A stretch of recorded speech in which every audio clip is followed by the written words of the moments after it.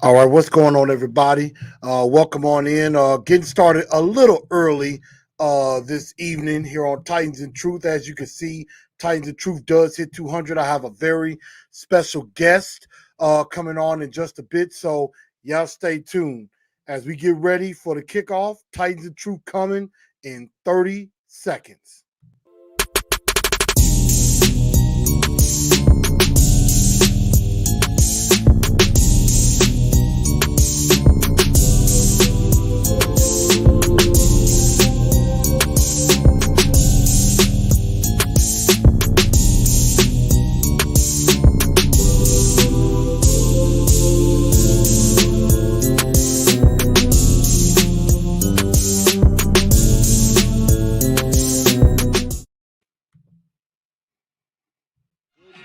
Good evening, Titan Nation. How is everybody?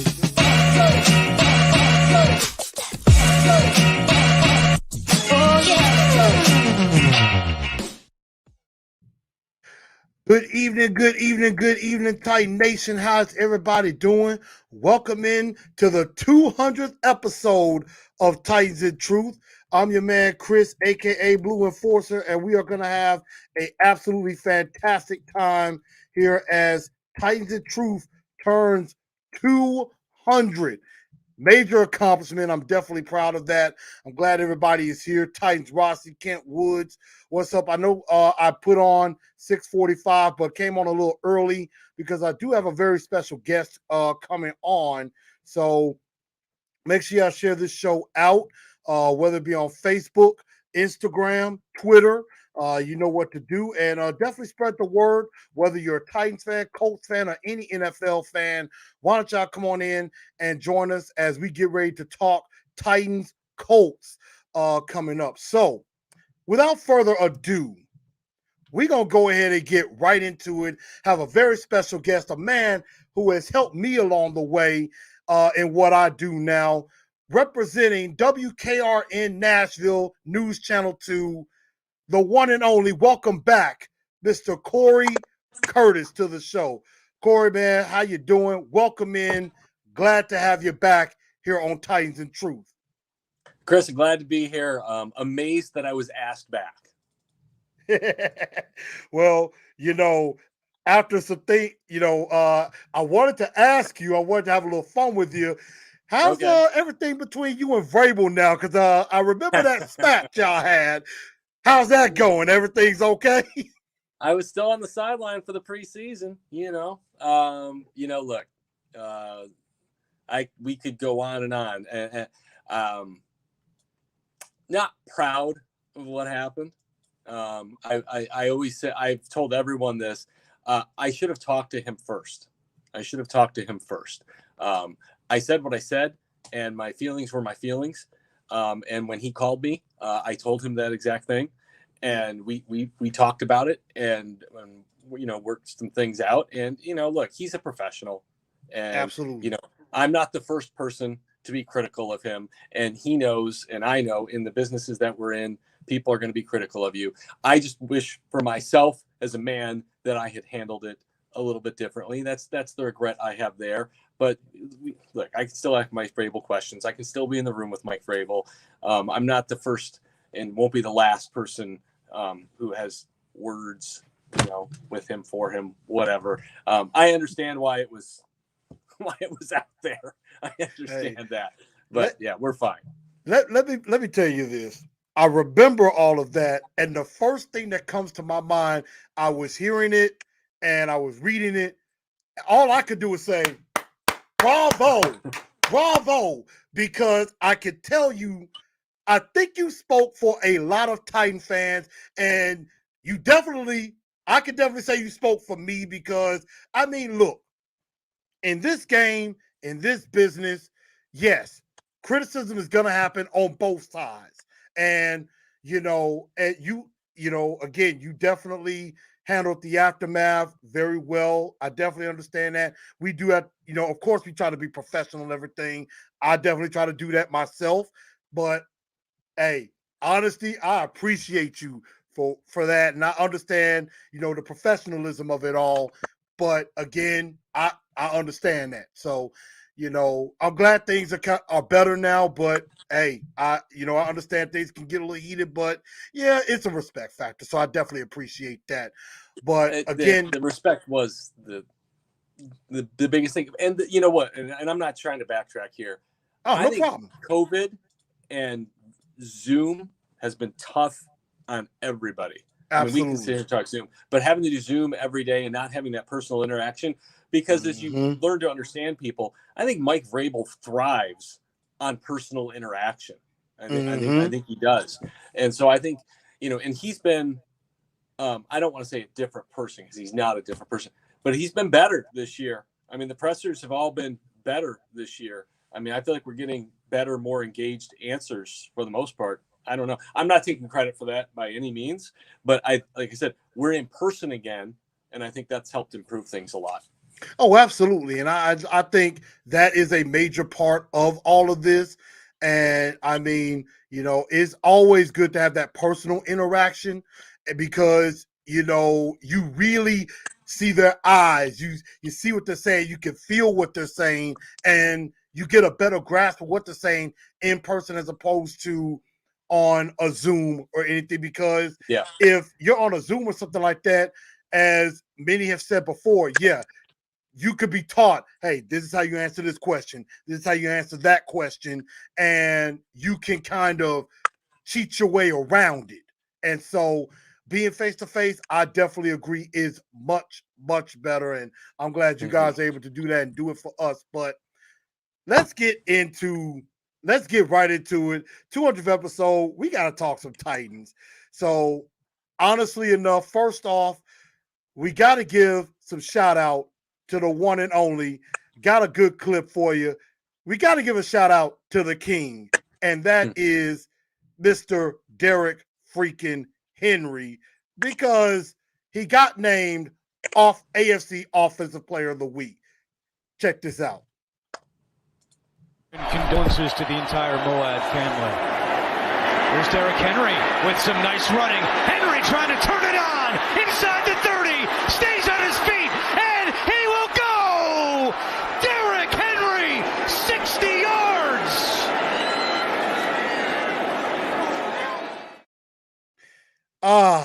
Just so beautiful to relive that moment. The moment the Titans get back in the football game and go on their way to a 33-30 victory, and that gets the king the AFC Offensive Player of the Week award. First off, Cory, what were your thoughts about that comeback win and Derek getting this very deserving honor? Well, I mean, the win was a spectacular one because that's a very difficult place to play, and that's a Yes. very good football team. And there are a number of things I really liked about it. Number one is how many players contributed to that victory. When you look at the defensive side of the football and you saw those DBs all four up challenging on a 3rd and short, when you saw the defensive line work in unison to create a solid pass rush that gave no escape routes for Russell Wilson, when you saw Sam Brilo and Aaron Brewer step up on the offensive line, Michael Pruitt, I thought, played a great game at tight end for the football team. Julio Jones has 100 yards in the first half.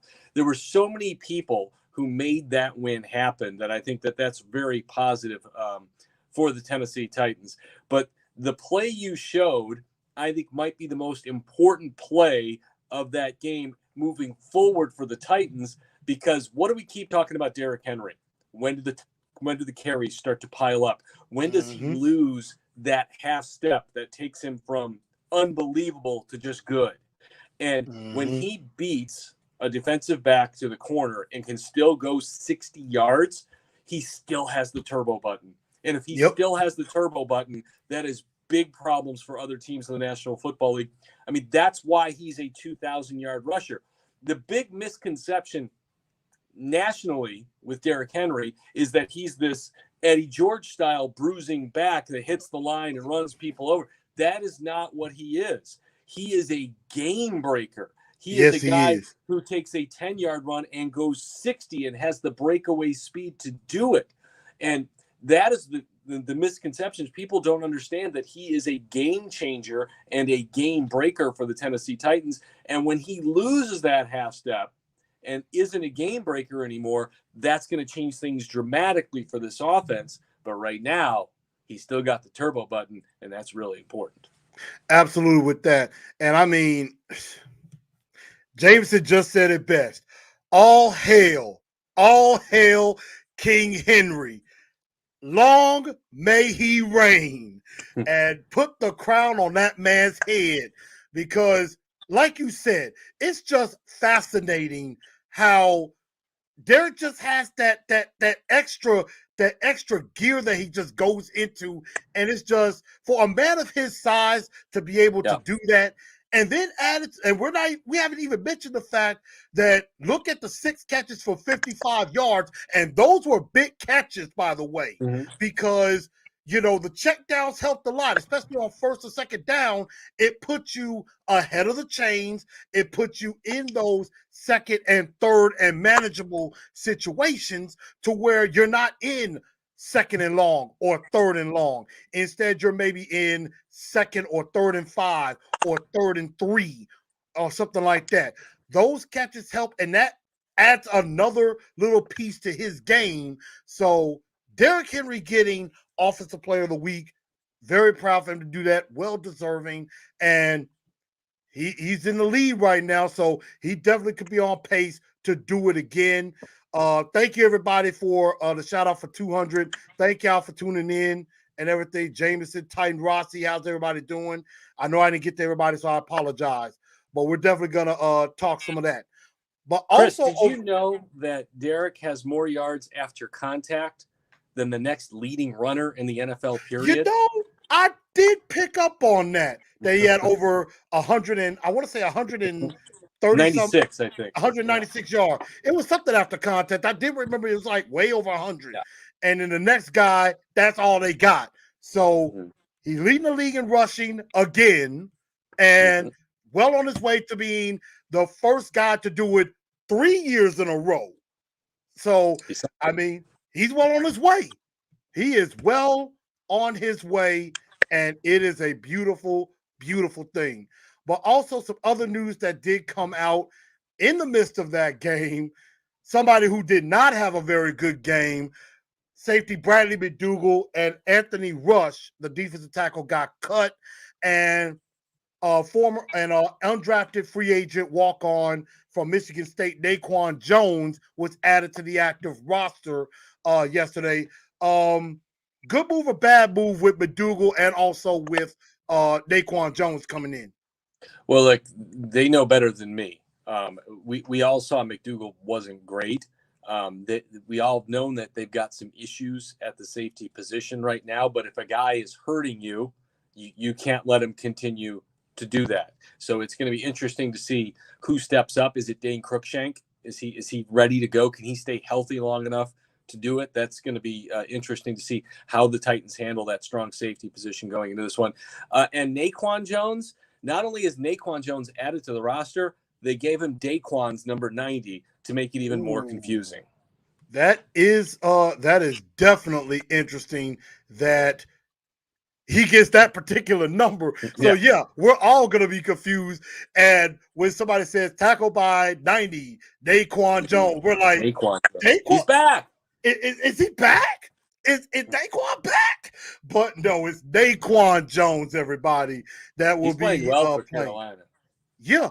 I hated to see him go. Definitely was a nice contributing player in the middle, but hopefully Tier Tart continues to get better and rise up in that. And we're going to get into this a little bit later. I'm liking the front four. I am liking what our front four is starting to do and starting to establish. And I think it's going to pay dividends definitely going forward later. But on the other side, for the Indianapolis Colts, who will be our next opponent, who we're going to talk about, looks like there's yet some more injury news, as one Carson Wentz has to be in the news, has not one but two sprained ankles, and in quotation marks, could miss this upcoming game. If that does happen, Jacob Eason looks like he will be slated to start. However, from an article I saw on CBSSports.com, looks like they're trying to throw the kitchen sink and they're trying everything in their power to bring Carson Wentz back for this particular game. Although Wentz has said his I want to say his right ankle is worse off than his left, if I'm not mistaken. So this sounds like, and we know it's Wednesday, the first injury report we can't take seriously, but this sounds like something of desperation from the Colts, if you ask me. Am I wrong to think that? No, I don't think so, because to me, it's a very long season, 17 games. All right. And they've got 2 tough ones on the road after this. And call me crazy. I would sit the guy and let him get healthy for those 2 games. All right. Part of his game is mobility. And if he got 2 bad wheels, he's not going to be very good. And we saw last week the Titans pass rush, as I said, was very disciplined in the way they hemmed in Russell Wilson, not giving him any escape lanes. If they can do the same thing to Carson Wentz, it could be a nightmare. Now, the other thing is, if he's trying to throw passes off of 2 bad feet, he's not going to be able to throw with the same velocity because he's not going to be able to plant like he normally would. So, number one, he's probably going to throw some passes a little softer than he wants to. And number 2, he could hurt his arm in the process. I mean, you see it all the time in Major League Baseball where pitchers who have lower body injuries end up hurting their shoulder because they're trying to overcompensate for lower body injuries. Dak Prescott, he overcompensated coming back from the ankle and wore out his arm, and they shut him down just like a pitcher. So, I mean, I've got concerns with them having one injury lead to another, number one. Number 2, him not being able to perform at the level they're going to need him to.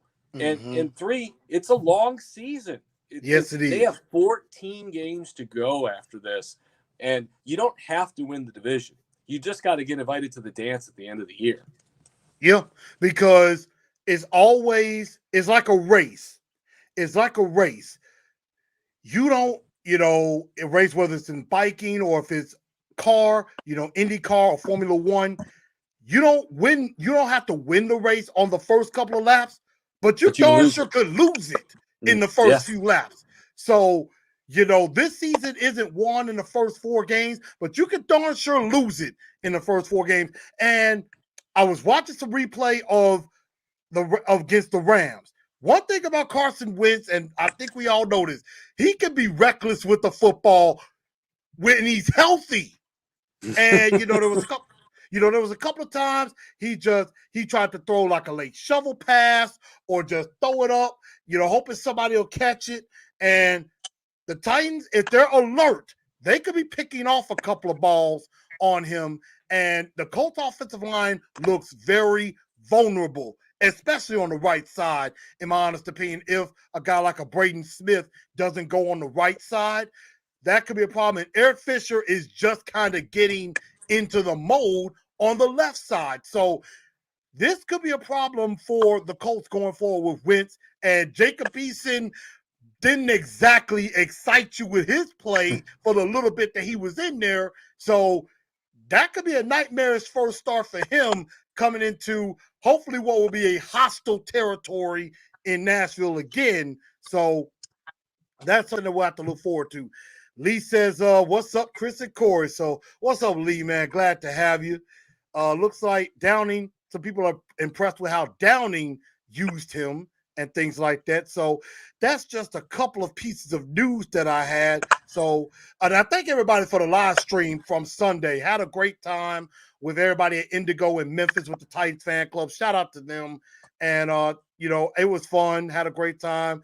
And I lost my voice big time during that game. So had to kind of get it back a little bit. But now it's time to name the two-tone blue star of the week, everybody. So I want y'all to get some nominations out as me and Corey discuss who was the best player on the field. And I think this one is going to be pretty easy to figure out who could be the best. And I think it's down to probably 2 guys, in my opinion, unless I'm wrong. So get your thoughts in, everybody, who you think the two-tone blue star of the week Corey, I'm going to let you go first. And I think, again, this is a pretty easy answer. You know what? I can come up with a number of guys. Obviously, Derrick Henry, I'll let you nominate him. Ryan Tannehill also can be nominated. He was really good. I'm going to throw one out there that people probably aren't thinking of, and that's Ty Sombrilo, who got the net just before the game and gave up one pressure the entire game. He was fantastic for the Titans, and that cannot be discounted.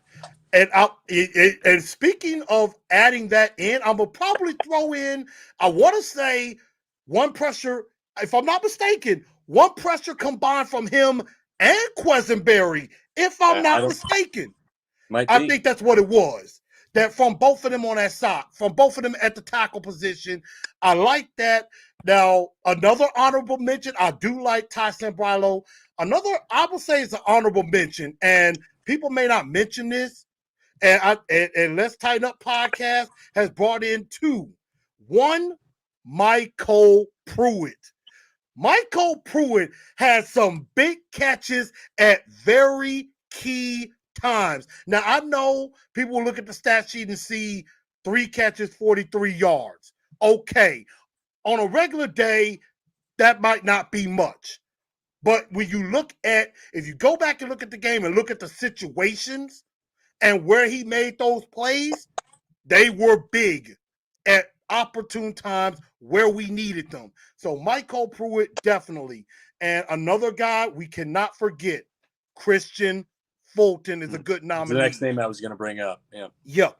And I'll let you do the honors on this one. Well, first with Michael Pruitt, by the way, also the Titans' best blocking tight end. They kept him in a bunch in pass protection as well. And if you go look at that 12-yard run Henry had on the game-winning drive, who do you run right behind? He ran right behind number 85. Christian Fulton, though, holding DK Metcalf to 1 catch on 5 targets. And it was in his head because DK, he just mentally imploded in that game. I mean, he was kind of unhinged. You know, that's the kind of performance you hoped you were going to get eventually from Christian Fulton, because he was a guy with a first-round grade from a lot of people when they picked him. And I know a lot of people are trying to anoint him, you know, cornerback 1 and everything at this point. How about this? It's been really good to see him play really well for 2 games. Let's play a few more before we anoint people cornerback 1 or whatever. Just keep putting him out there and keep seeing how he's doing. It's very positive moves going forward. So I think the positive here, Chris, is we're talking about, like, Derrick Henry was amazing. Okay. Yes. And that might have been one of Ryan Tannehill's best games as well. But as I talked about at the beginning of the show, we're pointing out all these other guys who played huge games for the team. And if you don't have Derrick Henry, where you would be looking more at these guys and saying, man, what a great game this guy had. And Ryan Tannehill quietly probably had the quietest, best 300-yard passing day of his career. I mean, he didn't throw no touchdown. Well, he got robbed of one from, of course, thy Julio, which we are going to talk about Julio in just a minute. Julio, 6 catches, 128. Really should have been 7 catches, 133, and a touchdown. And we're going to talk about that.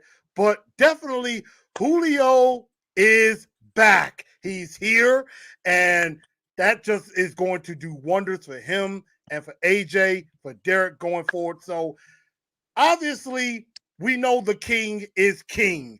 2-tone blue star of the week, Derrick Henry. But we got a lot of honorable mentions. The whole team did very well. So, I love the Derrick Henry nominee. Of course, again, some good honorable mentions with Fulton, with Pruitt, Sombrilo, Quisenberry. You know, definitely having some good games. And I'm also going to give one last shout out to Dane Cruikshank.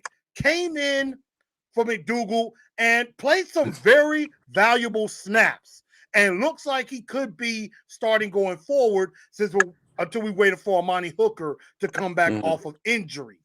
So we have the king, we have Julio, we have some good people. We always have to go to the other side for the dunce of the day. Wow. Some womp, womp, womp, womp. Now, not everybody played well in this game. No. And we could definitely mention a few. So once again, who everybody is your dunce of the day. And believe me, there are nominees not just on the Titans, but on both sides of the ball. Well, there's 3 different phases we could go with this. So, Corey, may you do the honors.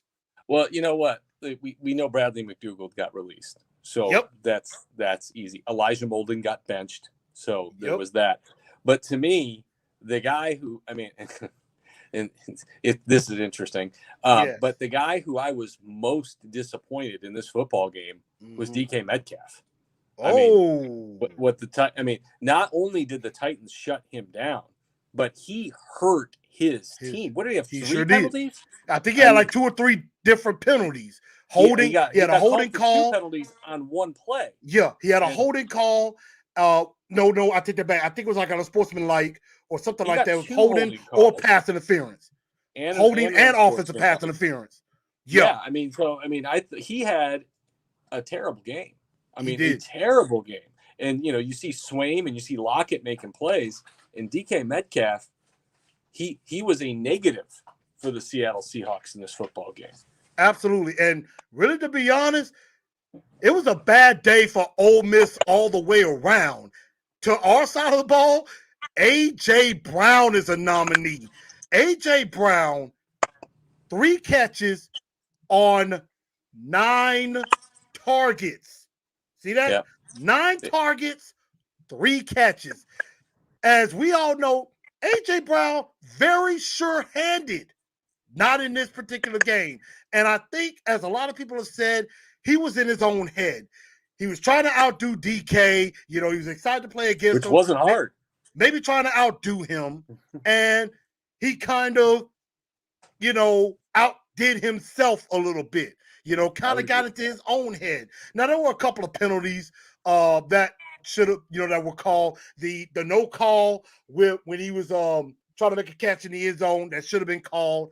The other that was called for taunting, which really should have been defensive pass interference on Diggs, that should have had him down at about the 15 instead of taunting. They should have called defensive pass interference because it looked like right when he was trying to catch the ball, the guy was tackling him while he was trying to catch it. But other than that, A.J. Brown had a pretty bad day. You mentioned McDougald.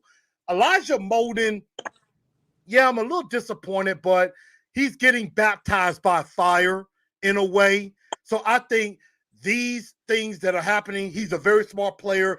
TD, who has glowed about him in the past, has said he's a student of the game. I'm pretty sure Elijah Molden is probably somewhere studying his mistakes, and I think he's going to get better as the year goes on. But, pretty disappointing that he got benched, but he'll get some more opportunities. So my dunce of the day, and I haven't even mentioned this yet, has to go to the officiating. I mean, some absolutely egregious calls on them. I mean, first off, you had, what was it? I think it was like 3rd and 3. Carson goes off to the left, stretches for the first down. That's bad. What you could tell was about 1.5 yards shy, and they give him the first down. At least a half a yard. At least a half a yard. At the very least, yes. And that was not a great spot. I was really surprised that there was the left judge who made the call and that no other official came over to say, no, he was short. I mean, there's 10 other officials out on the field, and nobody came to help her out. No, absolutely not. There were quite a few of those calls that they did give him the first down. But the one call that I think we're all talking about and we're about to discuss is right here. Ladies and gentlemen, you know it. Here it is. Tannehill surveying the scene, looking end zone. Caught! Julio Jones! Touchdown! His first touchdown as a member of the Titans, and it comes in a big spot on 3rd down.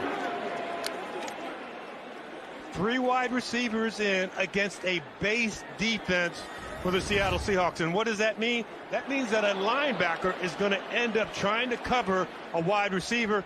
little bit of a mismatch. Julio Jones going up high over Jordan Did he get Brooks. both feet in, James? Well, it's going to be reviewed because it's a scoring play, and I think the toe comes in before the heel lands out of bounds. So let's see how that left foot looks. Right foot down, left foot toe, and then heel is inbounds. Nice catch. And as y'all can also see right here, you see it from a couple of different angles, and I'm going to remove my little banner. You see it from a couple of different angles. Here's the question. As we're giving out the dunks of the day to the officiating, touchdown to you? It's clearly to me, a touchdown. Corey, your thoughts, sir? I'm not going to be the most popular person on this show right now. I thought that play was officiated correctly. Look, he got the toe down. He's got to get the heel down in bounds as well. If he picks his toe up, then the step is complete and it's a touchdown. All right. But the moment he goes toe heel, he's got to complete it inbounds. You can argue that there is not enough proof there that the heel is out of bounds. I will go with that all day. But if the referees feel that the heel was out of bounds, then that was officiated correctly. And that's the only point I try to make on that. I think it's very easy to say there was not enough evidence to say he was clearly out of bounds. And I think that's the number one problem I have with replay. And I'm a fan of replay, is I don't believe that that is the call that replay was designed to overturn. I think replay was designed and put into the game to turn over clear and obvious errors by the officiating crew. Absolutely. And there was nothing clear and obvious about it. You look at it, you say, I don't think he's out of bounds. I look at it and I said, you know what? I saw white strands fly up when his heel hit the ground. I think the heel did clip the boundary. But if you ask me, am I 100% sure? No, I'm not 100% sure. Just like you may think you're 100% sure that he was inbounds, but you're not if you tell me the absolute truth. He wasn't. You're not 100. You would not bet the mortgage that he did not touch that white line. But that's the whole point of this. There's not enough proof to overturn it either way. This is not what replay was designed to do. They should have just looked at that and said, it's too close to tell. Play stamp, it goes as called. Touchdown. And but that's exactly it was out of bounds. They officiated it correctly. But see, that's exactly where I was about to go to. And I understand that was a very close call. And I'm going to, for everybody, I'm going to put it up again. You kind of get it right there. Are you positive? Are you positive he's not personally, touching the white line there? As I look at that, as I really look at this, that is a touchdown to me. That is a honest to God touchdown. It looks like that heel is right there. Yeah, I can see where we could dispute that. It is definitely disputable. But again, I would say this, and you mentioned it. The call on the field was a touchdown. Yes. They called it a touchdown. And yes, all scoring plays are reviewed. But as you stated, if they didn't have enough evidence to overturn that, I say it should have stood. It should have stayed a touchdown. There was something that they saw. They saw something. Convinced him. And that's I saw white strands fly up after his heel hit the ground. That might have been what they saw. Yeah. But I agree with you that not enough there. Not enough. I agree. If I had to pick one way, I'd say he clipped the line. But I would not. If I was the official, I wouldn't have overturned it. And I would say this. I would say in the beginning, if the official said incomplete and Vrabel challenges it and loses it, I probably understand that a bit more, because it's like, hey, the official's original rule was incomplete. Vrabel tried to dispute it, and they're sticking with their decision. And there's just not enough there either way. Yeah, and if there's not enough there either way, you shouldn't change the call. And I agree with that. But I know a lot of people probably disagree with you, and I know you said be unpopular. But the argument that I got, Chris, from people was that he got the toe down. And that does not matter unless he drags the toe out of bounds or picks the toe up. The moment the heel comes down as well, the heel also has to be in bounds. So Yeah. I think we've argued different things on this. People think, well, it's a toe tap. It's not a toe tap because he didn't toe tap. He put his heel down. And so, but the bottom and line I think is that's what John said. Was like, dang, toe tap doesn't matter. It was not a toe tap. A toe tap, and it's a touchdown. If he gets that, if he DeAndre Hopkins and goes boink boink and gets the feet right back up off the ground, it's 6 points. If he drags that toe out of bounds, it's 6 points. And Captain Tripp said, yeah, it was so close. Julio will get a TD Sunday. That's what I'm hoping for. Yeah. That's what I want. We got to get him two to make up for. We got to get him two to make up for that one. And one other call we should discuss, since the officials are the dunce of the day, was that a safety with Ola Adeniyi in the back end on that play? Was that a safety? Honestly, I don't know if they could have called it a safety initially, but I wouldn't have been shocked if they had said, hey, intentional grounding on Russell Wilson, which if I'm not mistaken, because I'm not all up on the rules. If you're calling intentional grounding in that situation in the end zone, that would also result in a safety. Yeah. Any penalty in the end zone is a safety. Holding, holding, anything like that. So I honestly thought they should have called, maybe not a safety, but intentional grounding, which would have resulted in that. Because Russell was just trying to throw it just to get out of there. I don't think he was outside of the tackle box. Well, here's what bothers me about that call, because I agree. I agree with the caller here that that's worse than the Julio call, because it's inconsistent. How many times have we watched Russell Wilson, or when he was playing Andrew Luck, those guys have 3 guys hanging on them. They've got their knee off the ground by this much, and they just get the ball out for a completion or incomplete to avoid the sack. And the officials let them play it out, right? They let them play it out.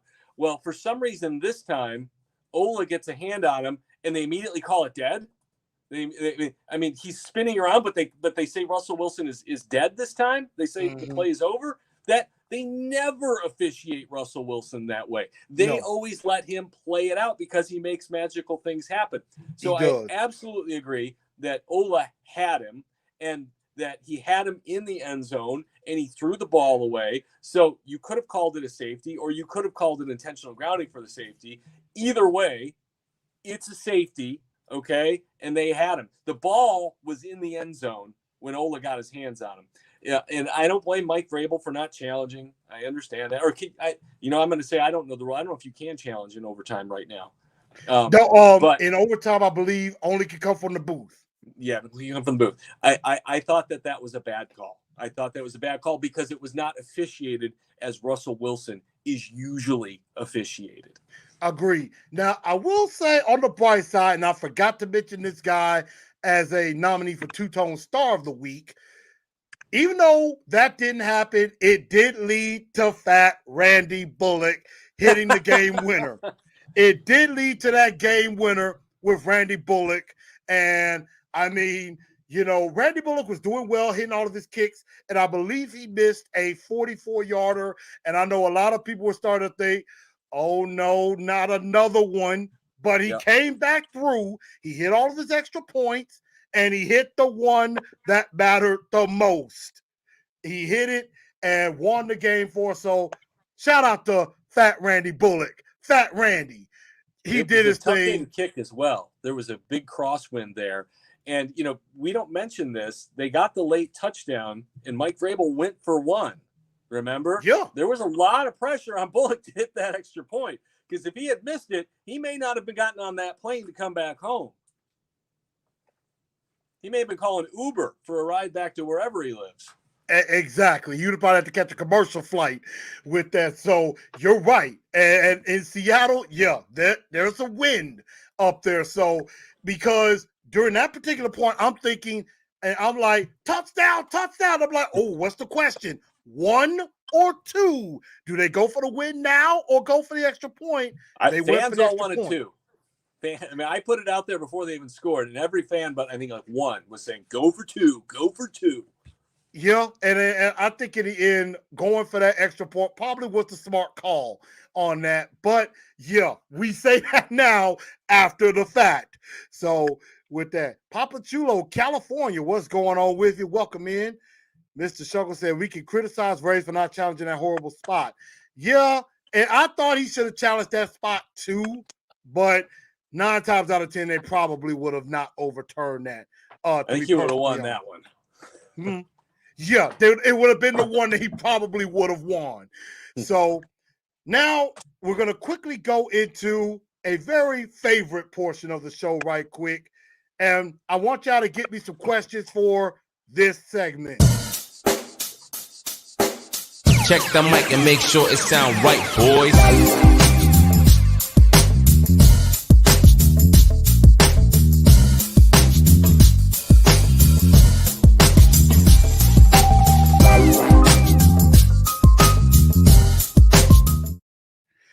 It is time for PMB, Pick My Brain. So now you're not only having to pick my brain, you can also pick Cory's brain as well. If you got some good questions, definitely put that out and we will definitely answer that. Again, make sure y'all share the show out as well.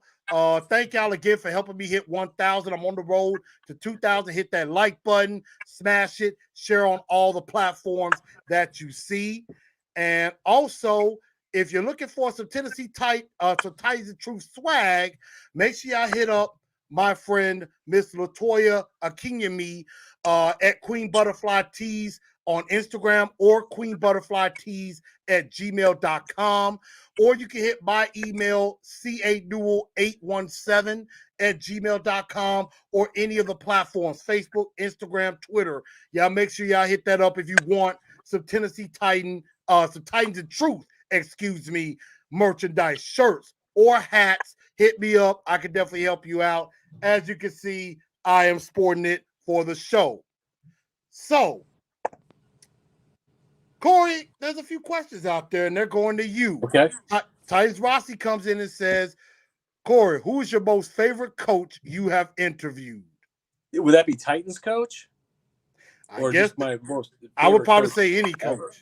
Wow. I mean, I've been doing this a really long time, so that's a really difficult question. Something that stands out to me, okay, right off the bat, is I'll never forget the day I walked into St. Thomas Sports Park and I sat down in the auditorium where we did our pressers, and Dick LeBeau walked up to the podium, and because he had just been named Titans defensive coordinator, and I was like, "That's Dick LeBeau.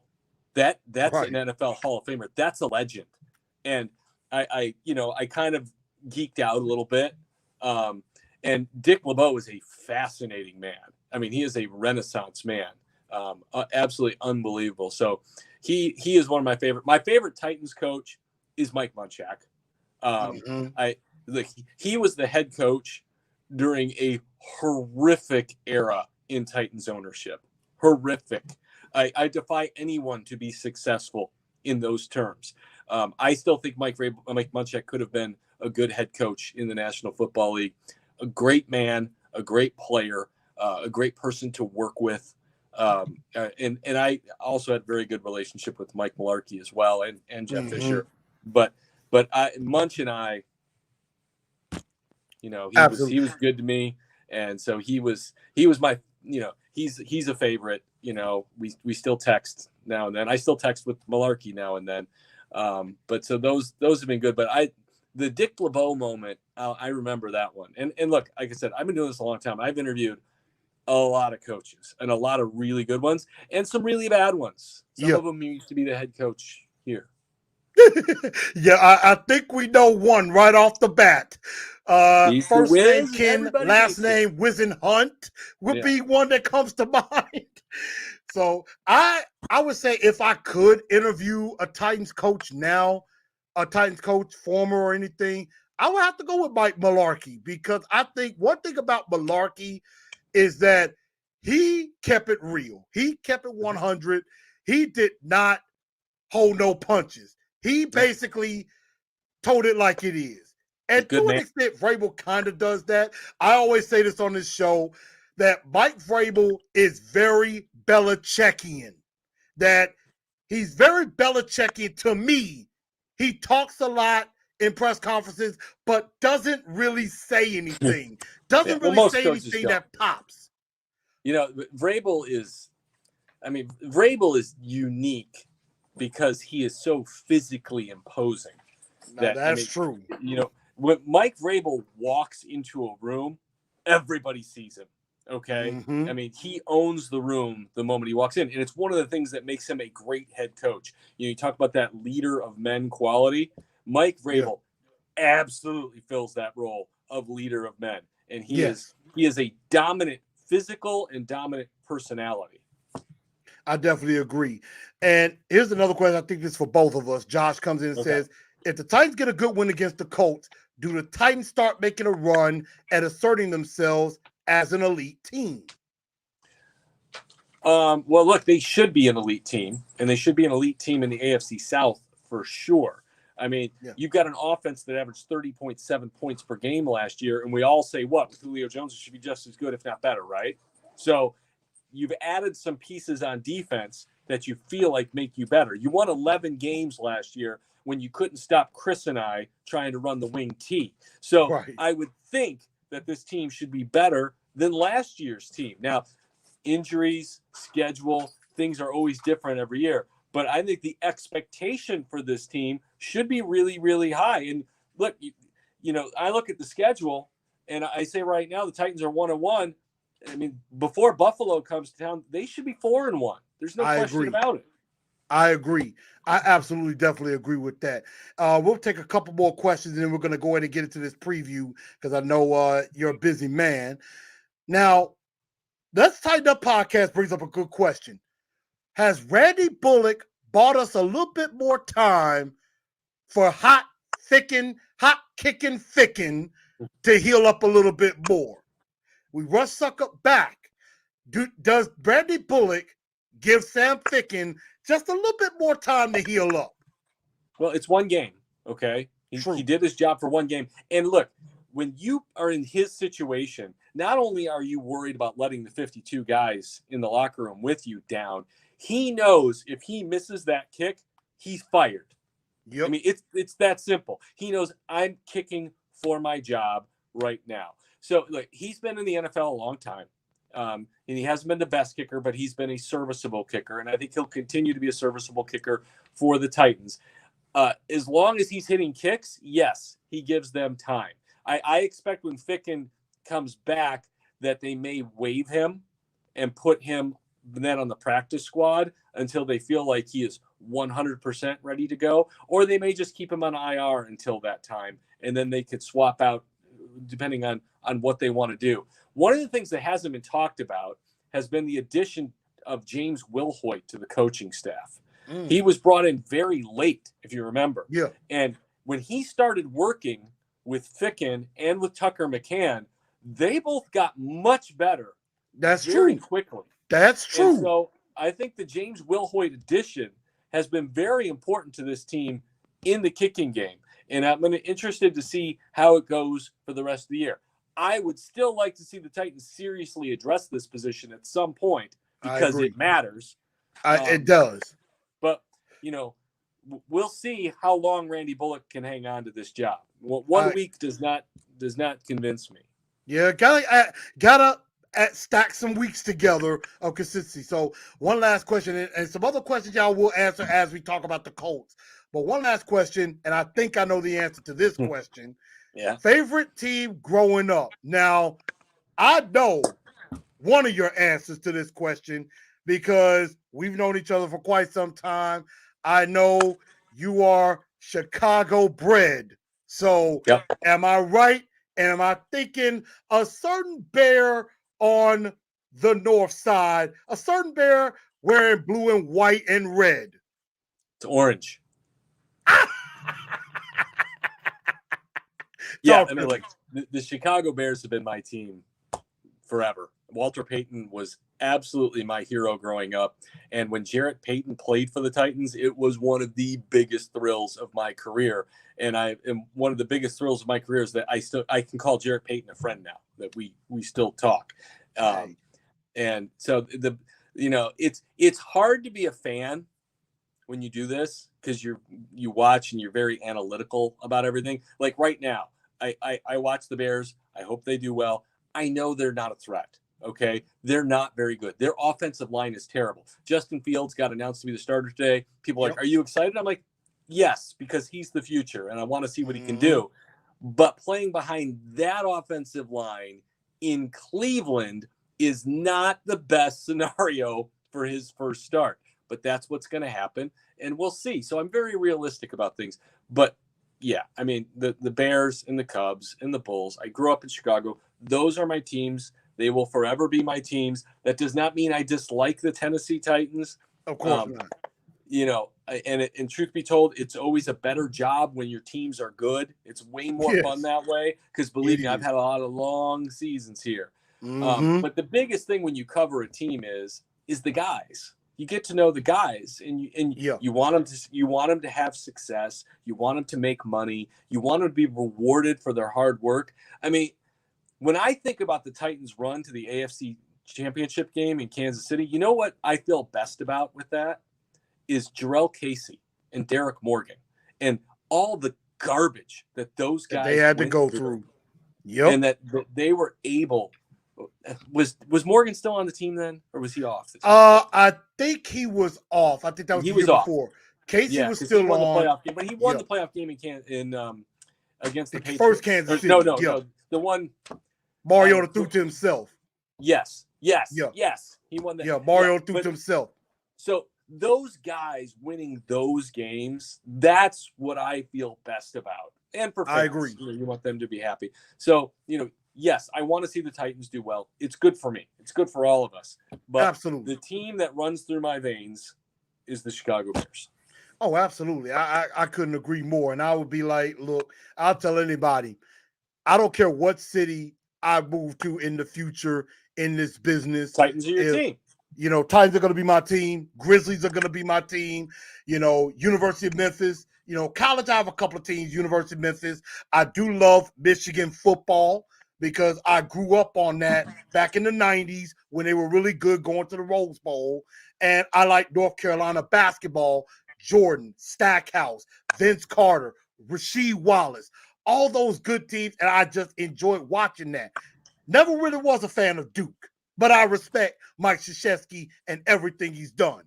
But I go Tar Heels in basketball. But let's quickly go in. Now, let's talk about this game coming up because we all know this is indeed Oiler weekend and Oiler reunion weekend as, of course, the late former head coach of the Houston Oilers, the late Bum Phillips, will be inducted into the Ring of Honor. Over 80 former Oilers are expected in town for this weekend. I think it's a great thing. And another thing, and I thought I had gotten some information at first on this, but Jim White of the senior writer for the Titans cleared it up.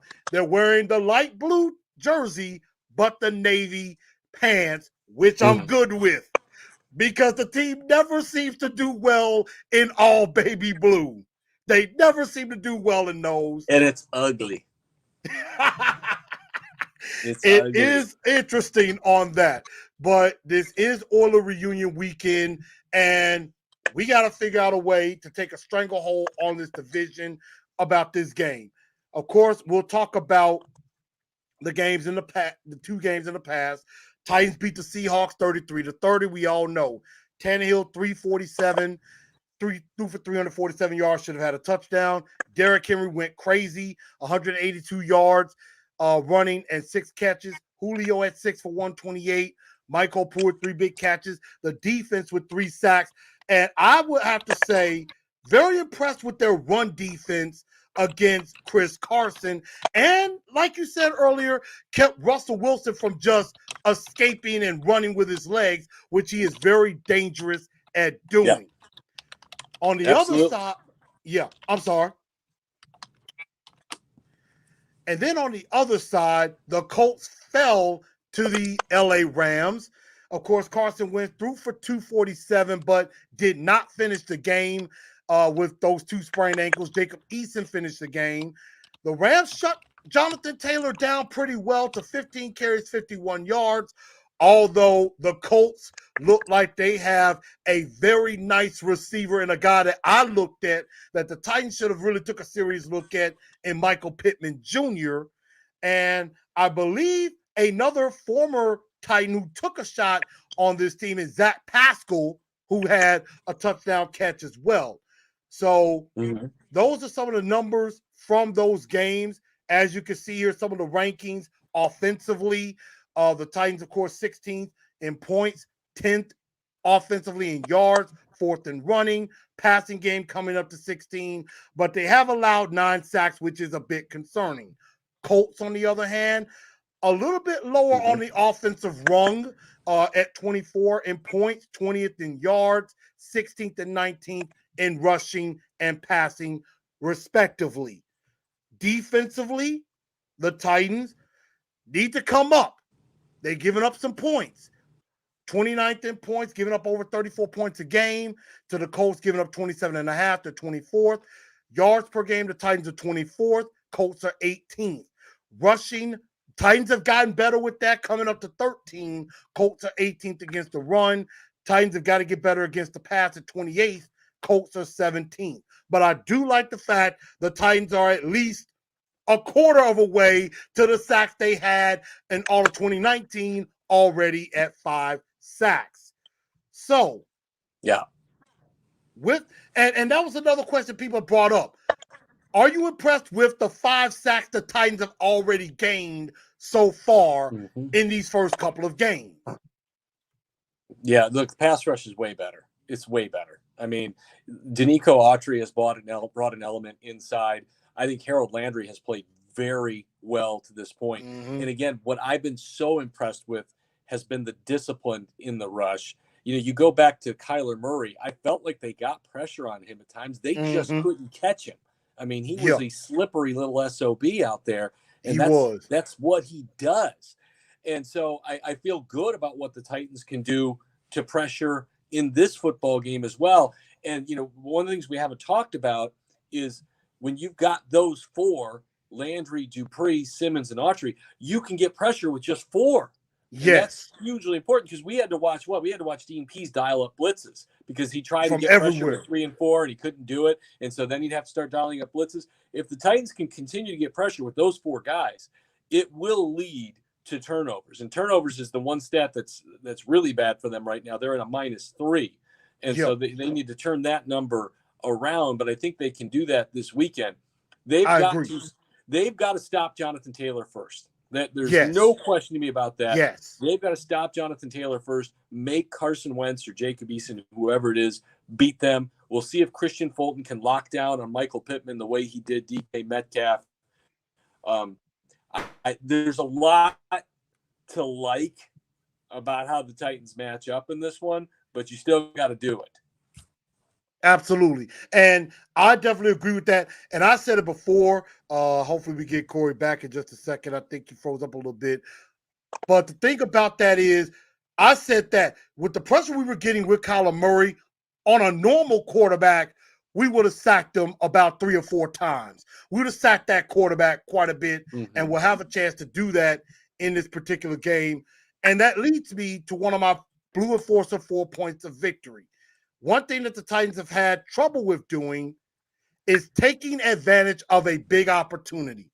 And you got a chance to really send a message and take control of this division.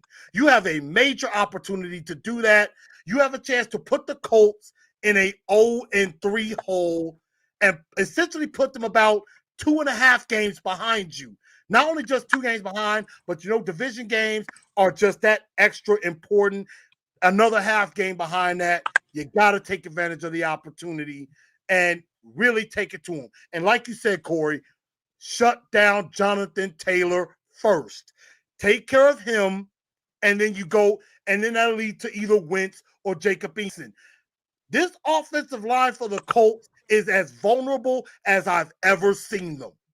And we've said for the last few years, Colts have one of the best offensive lines in the league.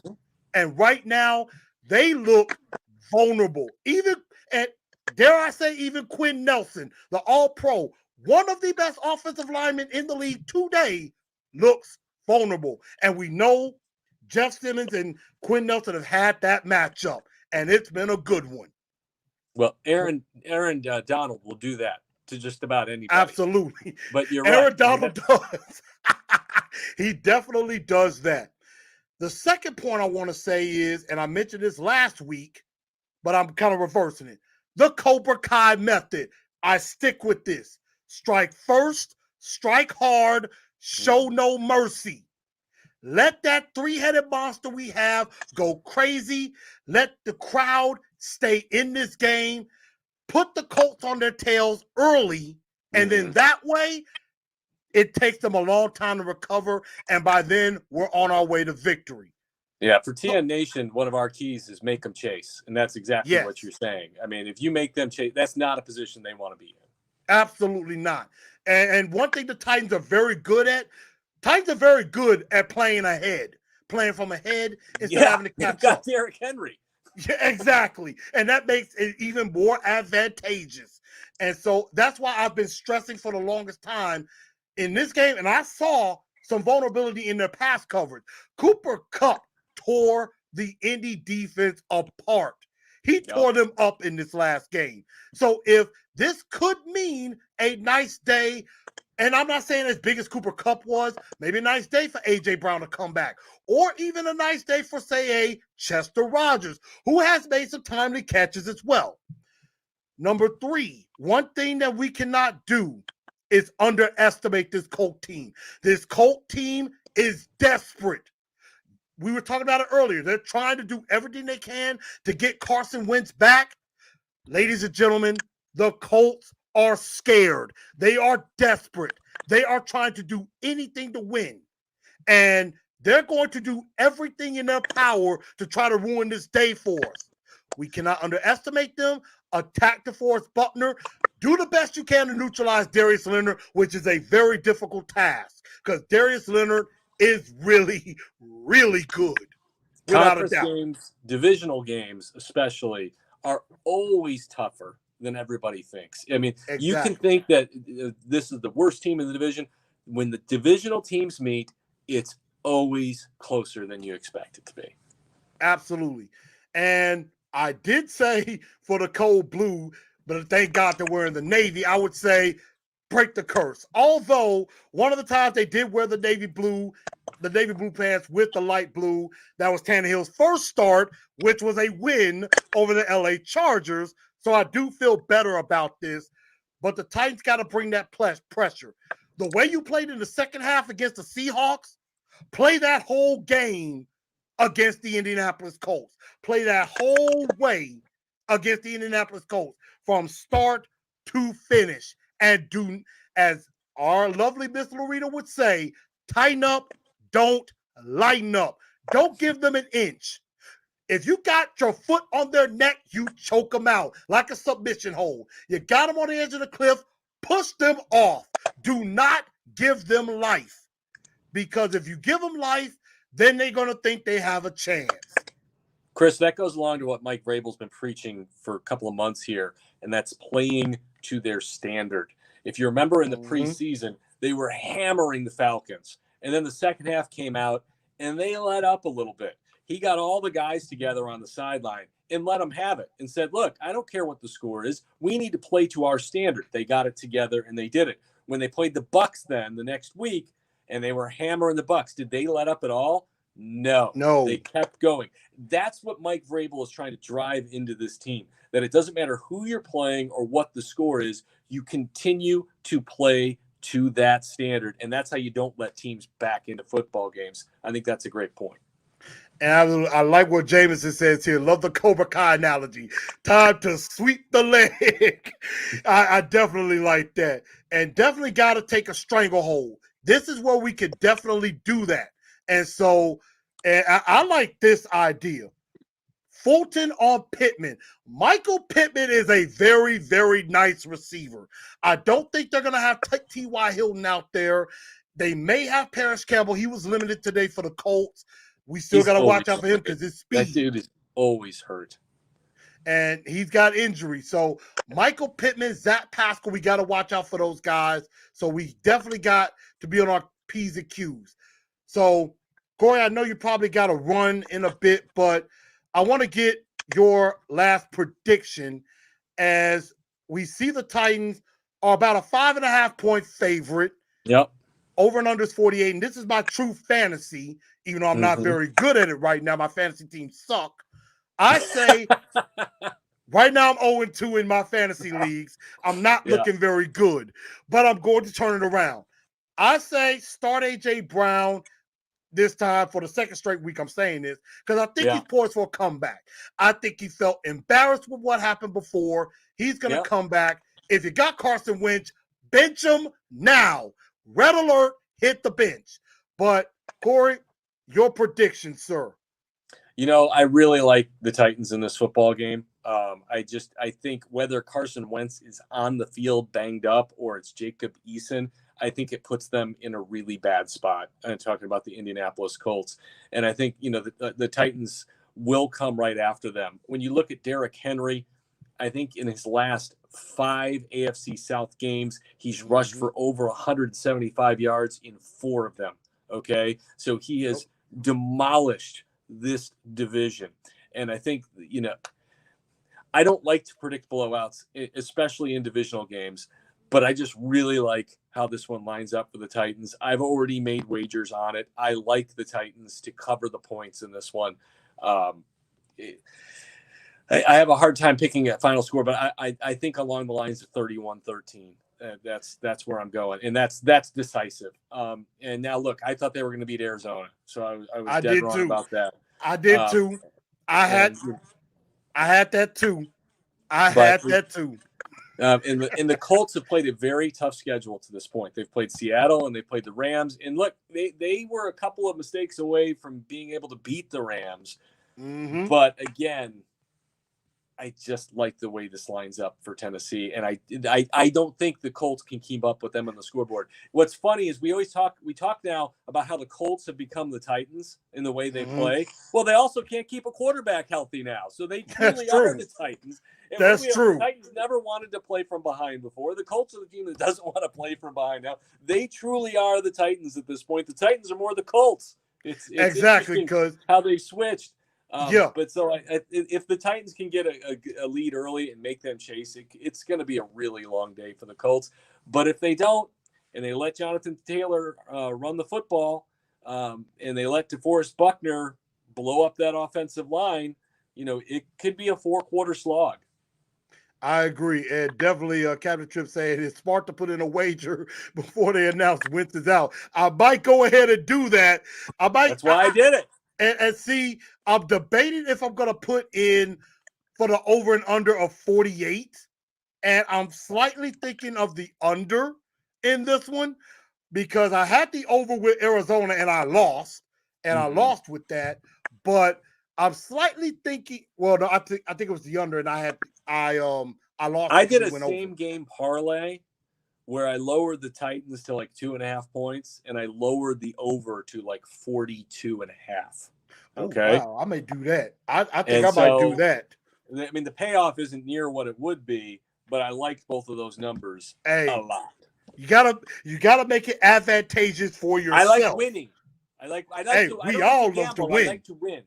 I agree with that. So again, everybody, I know Cory's got to run, but yeah, definitely make sure you check him out on WKRN if you're in Nashville on News Channel 2. If not, he's on Facebook with him and Emily Proud, Kayla Anderson as well on Facebook. They go at 5:30 every day. And also you got TN Nation. Mr. Cory, I would say like Jared, your hot take, but what is your, I want to say, tell me a little truth tonight. Anything. Tell you a little truth about the Tennessee Titans. You know, I feel like we've told a lot of truths here. And I feel like the true Titans we saw was the team we saw in the second half. And because this team is built in Mike Vrabel's image, okay, they can only be successful. That's just the darn truth right there. You know, You can argue, and Mike Vrabel's not a great defensive coordinator. We know that, but you know what he is? He's a leader of men. He's ultra prepared. He's very smart, and he's a darn good head coach. And he will take this team to the finish line. Is it enough to get him to the big one? I don't know, but it's going to be enough to win this division. Hey, I hope so, because I got money on them getting to the big one and winning that. Wow. And if I do, I will win a boatload of money, and I would be excited for that. So, I'm pulling Cory, for you. Man, it has been an honor. It has been a pleasure. Thank you again for being with me. I know you got to run. Thank you so much for taking time out of your schedule. Congratulations on 200. That takes a lot of dedication, regardless of how many people are watching or aren't watching or engaged or not engaged. Dedicating yourself to doing 200 shows, that's a lot of work. So well done. Man, I appreciate that. Thank you so much for that. And everybody, that is the great Cory Curtis, one of my mentors. Thank you, Cory. Thanks, Chris. You're welcome. All right, y'all. That was Cory Curtis from News Channel 2. I appreciate him coming on with me and definitely watching everything. And I just appreciate him being a part of this show and everything on that. So now that we've had the predictions, we've talked everything, let's go. We've had our, well, I'll play the music to end that.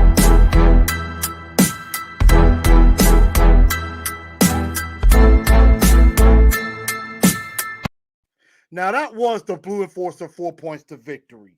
So, now it's time for me to end this show.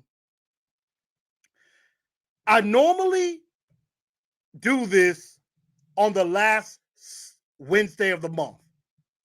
But because it is the 200th episode, I need to do a Shut Your Pie Hole because I saw this on Twitter and I need to talk about it. And this has to do with wrestling. As many of you know, I am a wrestling fan. I do watch. I do try to catch up as much on WWE and AEW as much as I possibly can. I'm more into WWE because I can watch that. AEW, I'm a little bit more behind on, but I'm trying to catch up on it. And Will, Rocky Yit, thank y'all so much. I know I didn't get to a lot of people's comments and stuff like that, and I apologize for that. With that, so I apologize for that. Prediction for this game, as far as it comes through the Indianapolis Colts, my prediction is going to be paying for them all day long. I don't know exactly what that means, but I'm not going with Indianapolis in this one. Would rather play East, and Mr. Weezer said, I agree. I would rather play it too. Fable said, rear naked choke. I know that's right. And speaking of which, and Tyrod said, I heard Munchak was a nice guy. Munchak, I think, was a nice guy. And I think Munchak got the raw end of the deal in that situation. And he didn't really get a chance to flourish and thrive like he should. Because, I mean, his team went 9-7 and then went 6-10. I think he deserved another season. But the shut your pie hole moment, and Lawan did practice today, Saffold did not. But we'll see later on this week. So they may have to keep Lawan and Saffold out of the game, better chance of scoring more. Yeah, we did do a good job when Lawan wasn't in there. But my shut your pie hole moment goes to people on Twitter and WWE fans that are against my girl, a woman that I define as we define as the irresistible force, a woman that I would love, if I was not married, I would have as my queen, Nia Jax. Monday Night on Raw had a match with Shayna Baszler, the Queen of Spades, who is a fantastic submission wrestler and one of the MMA 4 horsewomen, and is as ruthless as they come. However, you do see in times people break character and people do some things purposefully. Like there was a match a few weeks ago with Nia and Charlotte Flair, which looked like they were really fighting each other. You could tell they were really fighting. Like it wasn't just a match. But in that match, and it is on YouTube,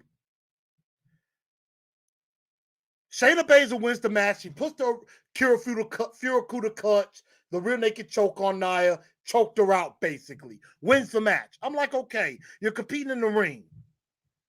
Then goes after her after the match. I mean, I understand that type of stuff does happen. You know, people get put through tables and stuff like this.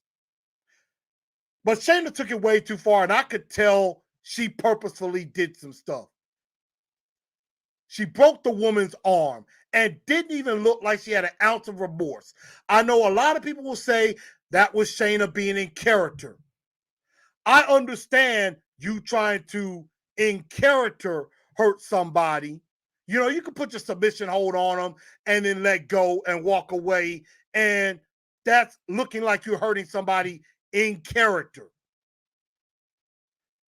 Shayna not only took out Nia's arm, left arm, mind you, not once, but twice. And if you look at the video, Nia is screaming in pain. That is not fake, ladies and gentlemen. That was not fake. That was not scripted. Like, she was truly in pain. Like, her arm was truly broken.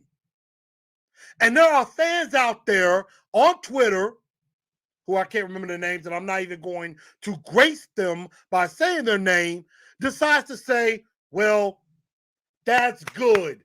You know, that basically is good reasons for her as she's hurt others. Okay. And I responded to saying, you know what? No wrestler is perfect. I understand Nia's history. Hasn't been always the perfect wrestler to work with. Wrestling is not easy. I see it. You still got to train. You still got to practice. You still got to work in wrestling. Injuries happen, and those injuries are real. Triple H went through some type of heart surgery. Prayers on his recovery, by the way. But Nia had a broken arm, a fracture in her elbow, and will miss an undisclosed amount of time. She's probably going to miss at least, I'd say at least 6 months. Because she literally was hurt. And for anybody out there that is glad that she's hurt because maybe of how she's been in the ring with other wrestlers, because I understand as a wrestler in the ring, you are performing. You are not only trying to protect yourself, you have to also protect and work with the person in the ring with you. I understand that. I understand the business. I've watched wrestling for all my life. I know it. But that act right there, and people actually applauding that, happy that she's hurt, you can kick some rocks and shut your pie hole on that. I never wish a bad injury on anybody. But to say stuff like that on Twitter, it's a damn shame. Don't like it. Don't appreciate it. Nia, have a speedy recovery. See you back as quickly as possible. But for all those fans who are hating on Nia or who are cheering for her that she got hurt, kick rocks and shut your pie hole. And I mean that with everything in my soul. I said it. Hashtag I said it. And with that being said, I'm about to close it out. This has been episode 200. As usual, thank you, everybody, for sticking with me for 200. And we're going to do everything we can to give you 200 more. So I thank y'all for 200. Thank y'all for helping me get over 1,000 subscribers. Let's get to 2,000. Thank y'all again. I'm about to roll. I'm about to call it a day. Jameson, thank you. I appreciate all of y'all. And y'all have a good night. Make sure y'all share the show. Make sure you get some Titans of Truth merch. If you haven't, make sure y'all get some of that merch. And as always, we are going to tighten up because that's all we know how to do. Good night, y'all. Thank you.